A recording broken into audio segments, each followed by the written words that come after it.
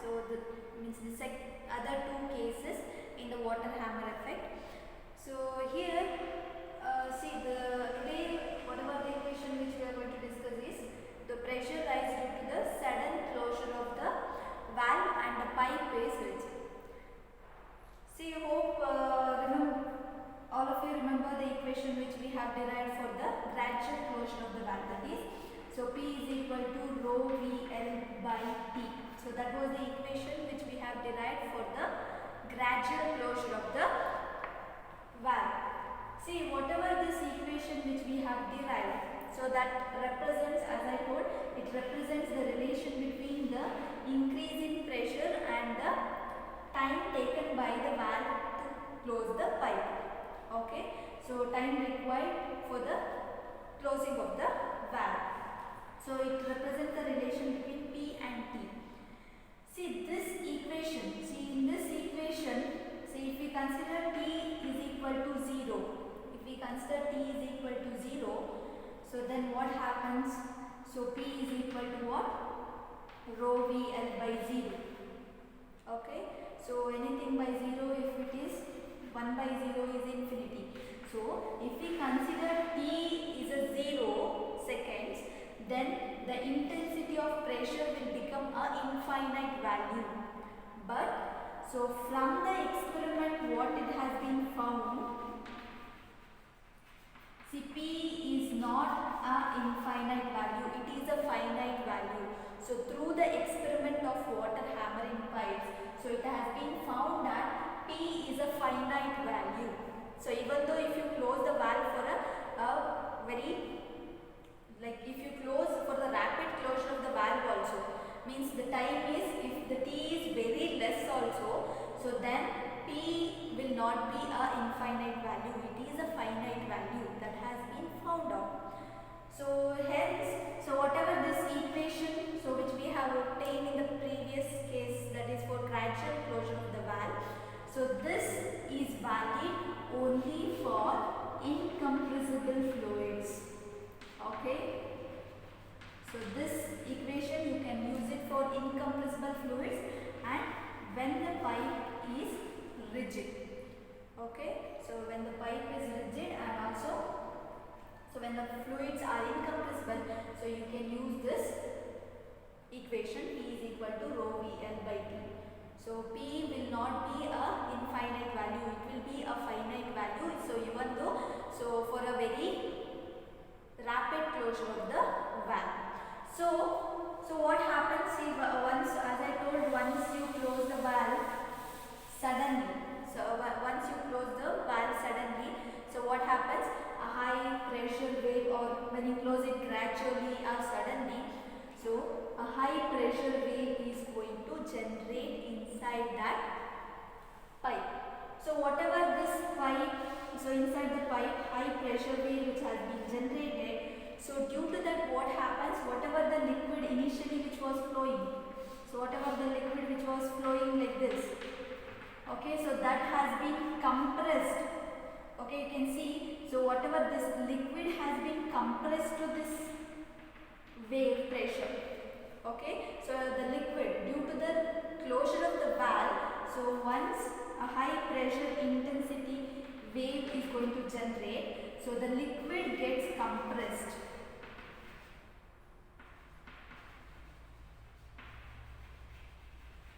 So here you can see, so once you close the valve, a high pressure wave is going to generate, which is nothing but the liquid has been compressed for a certain limit. So once the liquid gets compressed, what happens? Whatever this pipe wall is there, so that will get stretched due to this high pressure wave. So okay, the intensity may be high. So due to that, what happens?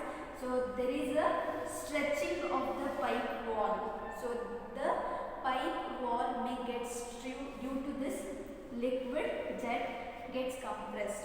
Okay, so that's why, so when we close the valve suddenly, so when you close the valve so rapidly or suddenly, so we are going to consider two cases.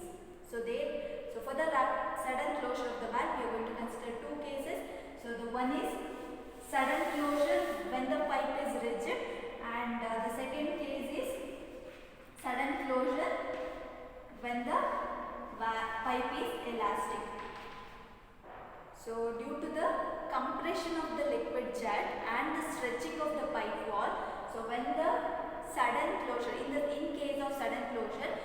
have two cases. One is the sudden closure and pipe is rigid, and the second case is sudden closure and the pipe is elastic. So today, we'll just discuss the first case. So that is sudden closure. So and when the pipe is rigid. So here, we are going to derive what is that increase in pressure.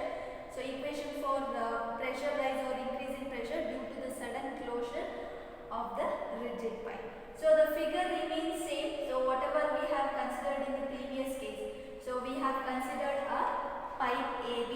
So where one end of the pipe is connected to a tank. So where head is the height of water within the tank and B is the, so at the other end, B end, so we have a valve, and where L is the length of the pipe what we have considered. And so when the valve is open,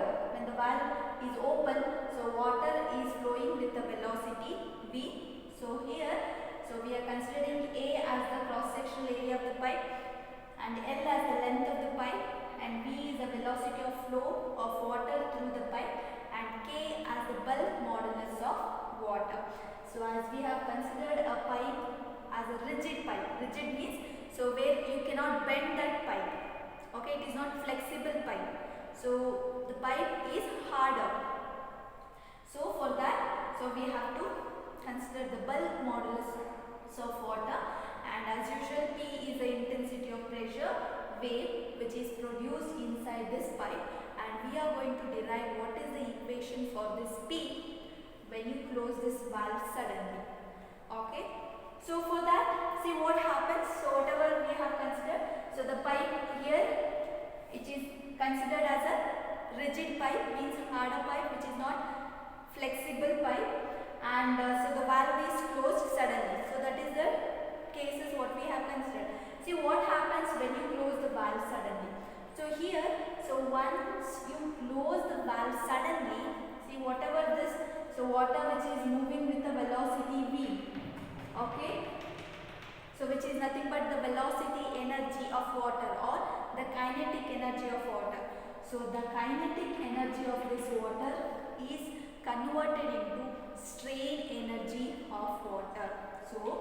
So once you close this valve suddenly, so the kinetic energy of this water is converted into strain energy of water.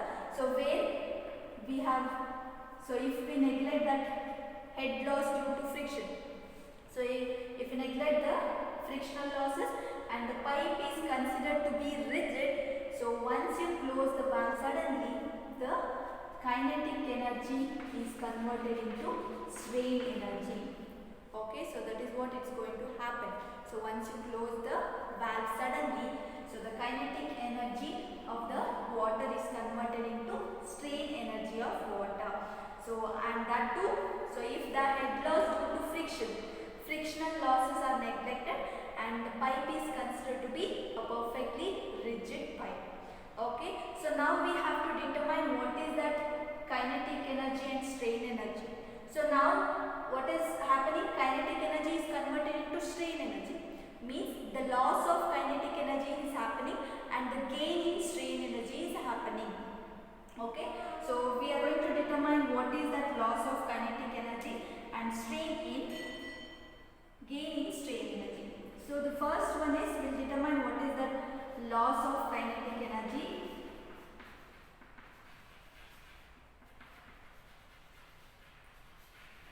I think everyone knows, so the kinetic energy formula, it is half mv square, that is half into mass into velocity square, and the mass of water here, it is what? So we have discussed in the previous case also. So the mass of water is rho into area into length. Clear? So here, so if we substitute that, it is rho A L into V square. So this will name it as equation number 1, that is the loss of kinetic energy is given by half mv square, where m is the mass of water, so which is rho A into L. So that is from the general mass density formula, and V is the velocity square. So the next is the gain in strain energy. So what is that gain in strain energy?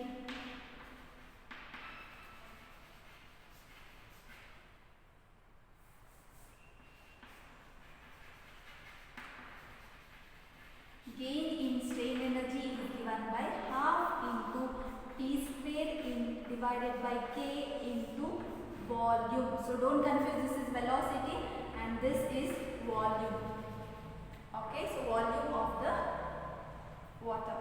So here, so now, so we'll just substitute what is volume. It is half into P square divided by K into volume is area into length is the volume. So volume of the water is area into length. So now we'll name this as equation number 2. So we have determined what is the loss of kinetic energy which is occurred. So which is given by the equation half mv square, where m is the mass, that is rho into area into length into velocity square. So we'll name that as an equation number 1. And gain in strain energy is given by half into P square divided by K into volume. So volume is given by area into length. So equation number 2 is half P square divided by K into area into length. So now we'll equate equation number 1 and equation number 2. So we'll equate, see, whatever the loss of kinetic energy is happening, it is in turn converted to strain energy. So equating 1 and 2, that is loss of kinetic energy is equal to gain in strain energy. So the loss of kinetic energy is what?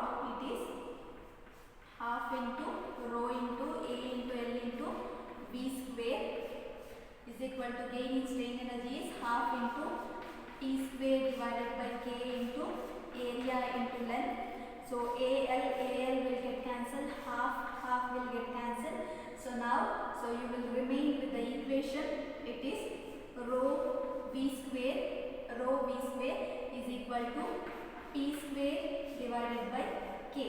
So now we'll just rearrange the equation for P. So P square is equal to what? It is rho K V square. So P will be equal to square root of rho K into V. So V square can be taken outside the square root. So you will get P is equal to V into square root of rho into K. Okay, so this is the equation for pressure rise due to the